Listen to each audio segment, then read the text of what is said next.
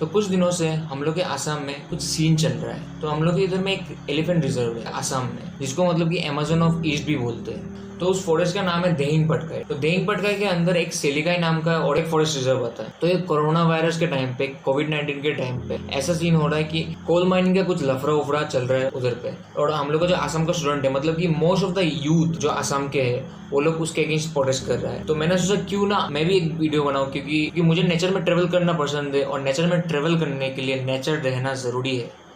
तो बना रहा हूँ मैं वीडियो। तो वीडियो शुरू होने से पहले एक चीज़ बोलता हूँ कि नीचे एक लिंक दिया हुआ है डिस्क्रिप्शन में, ठीक है। वो एक पिटीशन है, जाके उसको बस 4 क्लिक दबाना है। मैक्स टू मैक्स 4 क्लिक में आपका वो पिटीशन साइन हो जाएगा। ना आइडेंटिटी मांगता है, ना ईमेल आईडी मांगता है। तो आराम से जाके आप लोग कर सकते हो, उसका कोई दिक्कत नहीं है। तो ये पूरा वीडियो देखो या ना देखो, बीच में स्किप करना है, कुछ भी करो, बस ये पिटीशन साइन कर दो, क्योंकि वो ज़रूरी है, बहुत ज़रूरी है, ठीक है। तो ये वीडियो कुछ इन्फो वीडियो नहीं है कि डिटेल में सब कुछ बताऊंगा, ऐसा वैसा नहीं। ये वीडियो एक रिक्वेस्ट वीडियो है, सबसे पहले आसाम के लिए और उसके बाद नॉर्थ ईस्ट के लिए और इसके बाद पूरे इंडिया के लिए। तो बस ब्रीफ में समझाने के लिए बस इतना बोलूंगा कि NBWL national board of wild life ने NECF को, नॉर्थ ईस्टर्न कोलफील्ड, जो कि एक यूनिट है कोल इंडिया लिमिटेड का, तो उसको परमिशन दे दिया था कि देहिंग पटकाई एलिफेंट रिजर्व जो है उसके अंदर सैलेकी SALEKI, अगर प्रोनाउंसिएशन सही नहीं हो रहा तो आप लोग खुद देख लेना, इसलिए स्पेलिंग बता लिया। सैलेकी रिजर्व फॉरेस्ट के अंदर 98.59 हेक्टेयर्स ऑफ जमीन का कोल माइनिंग के लिए परमिशन दे दिया था, जिसमें से 57.20 हेक्टेयर लैंड का ऑलरेडी कोल माइनिंग हो चुका था। मतलब कि कोल माइनिंग एग्जैक्टली नहीं, लेकिन उस जगह में तोड़फोड़ हो चुका था, मतलब कि पेड़ वेर काटना वटना ऐसा हो चुका था। तो 41.39% का अभी भी लैंड बचा हुआ था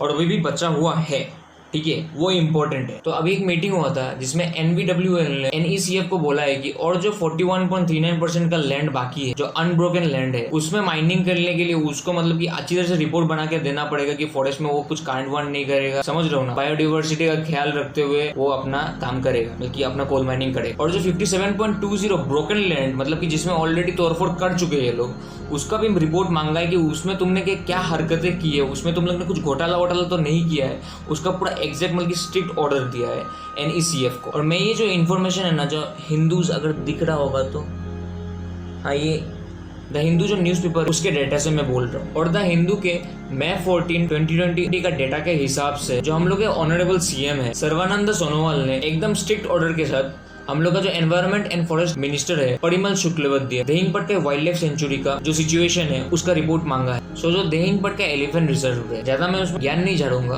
बस क्विक फैक्ट्स बताता हूँ आप पिटीशन के हिसाब से कि उसमें 47 स्पीसीज ऑफ मैमल्स है, including 7 species of primates, 7 species of cats, जो शायद से दुनिया का वन ऑफ द ऐसा जगह है जहाँ पर इतने सारे स्पीसीज ऑफ कैट्स पाए जाते हैं। और ये पिटीशन के हिसाब से एक फैक्ट है और इतना में खत्म नहीं होता, ठीक है। 359 डिफरेंट स्पीसीज ऑफ बर्ड्स है, इंक्लूडिंग 4 स्पीसीज ऑफ हॉर्नबिल, समझ रहे हो। मैं बचपन से डिस्कवरी चैनल और नेशनल जियोग्राफी ये सब देखता हूँ।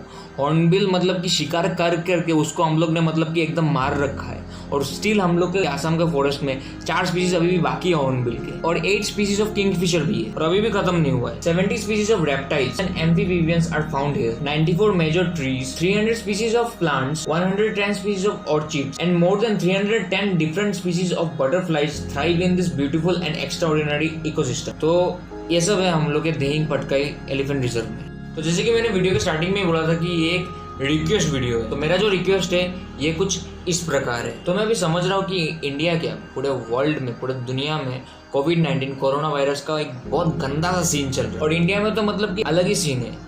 बहुत लाखों करोड़ों लोग मतलब कि अपने घर 500,000 किलोमीटर अपना घर चल चल के जा रहे हैं ये कोरोना वायरस की वजह से। और अम्फान तूफान की वजह से बहुत लोग होमलेस भी हो चुके हैं। पहले तो गरीबों के पास घर जाने का ट्रांसपोर्टेशन नहीं था, अभी अगर घर के इलाके में चले भी गए, घर में रहने के लिए छत भी नहीं होगा, और ये बहुत बुरा सीन हो रहा है जो कि होना नहीं चाहिए था। अभी मैं आप लोग को ये सिचुएशन समझाने के लिए 3 एग्जांपल दूंगा, और मैं एग्जांपल देने से पहले ये बोल रहा हूँ कि मैं कंपैरिजन नहीं कर रहा ह्यूमंस और एनिमल्स के बीच में, मैं बस इक्वलिटी की बात करना चाहता हूँ। सबसे पहले इंडोनेशिया में पाम ऑयल की खेती के लिए पूरा जंगल सफाचट कर दिया, और उसके वजह से मालूम है one of the endanger species को हम लोग जानते हैं ओरंगुटन्स के नाम, ठीक है। इंडिया में एक भी ओरंगुटन नहीं है, तो वर्ल्ड में जहाँ पर ओरंगुटन्स है उन लोगों को बहुत मतलब कि रेस्पेक्ट दिया जाता है। फिर भी इंडोनेशिया में पाम ऑयल की खेती के लिए जंगल बल्कि धनाधन ये लोग काटे जा रहे थे, और ये जो ओरंगुटन्स थे वो लोग धनाधन होमलेस होते जा रहे थे, ठीक है। सेकंड है तो अमेज़न रेन फॉरेस्ट 2019 में, जिसको लंग्स ऑफ द अर्थ बोलते बोलते हैं अमेज़न रेन फॉरेस्ट, हम लोग की वजह से, हम लोग के ह्यूमन एक्टिविटीज की वजह से उधर पे आग लगा। उधर पे आग लगने के बाद उधर के जानवर लोग बेघर हो गए, और इतना ही नहीं, वो लोग जल जल के तरफ तरफ के मरे भी हैं।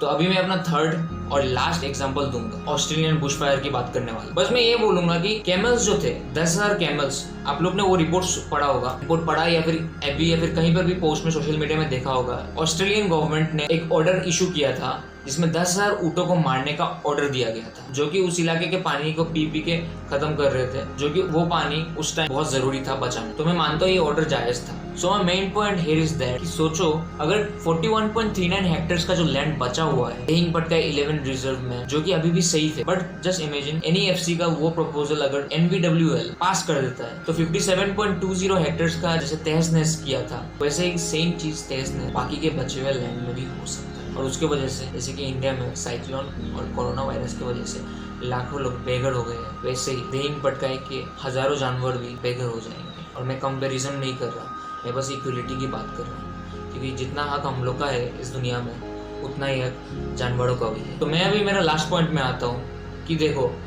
अमेज़न में जो हुआ, इंडोनेशिया में जो हुआ, इसके बाद ऑस्ट्रेलिया में जो हुआ, तो उन तीनों जगह में आग लगने के बाद, मतलब कि कुछ होने के बाद, सिचुएशन बिगड़ने के बाद हम लोग ने अवेयरनेस फैलाना चालू की, शेयर करना चालू की। सो मेरा पॉइंट ये है कि हम लोग के पास अभी भी टाइम है। Just by sharing some post on social media, मैं नहीं बोल रहा कि मेरा वीडियो शेयर करो, जो नीचे पिटीशन दिया उसको जाके बस साइन कर दो। और कुछ पोस्ट जो न्यूज़ेस है रिलेटेड टू जो हमारे आसाम के फॉरेस्ट में हो रहा है, उनको तो एटलीस्ट शेयर कर सकते हो यार, उनको प्लीज जाओ एंड शेयर करो, क्योंकि हम लोग के पास अभी भी चांस है जो अमेज़न, इंडोनेशिया और ऑस्ट्रेलिया में हुआ हम लोग को रोकने का। और ये कोल माइनिंग होने के बाद जब हजारों एनिमल जब मरेंगे, उसके बाद तुम्हारा पोस्ट शेयर करके कुछ घंटा फर्क नहीं पड़ेगा। और ट्विटर में तो हैशटैग जरूर फॉलो और शेयर करें, hashtag I am Dehing Patkai, दूसरा है सेव देहिंग पटकाई। तो गाइस वीडियोस मत शेयर करो, लेकिन पिटीशन जरूर साइन करना, क्योंकि लिंक में दिया हुआ है, कर सकते हो, टाइम है हम लोग के पास अभी।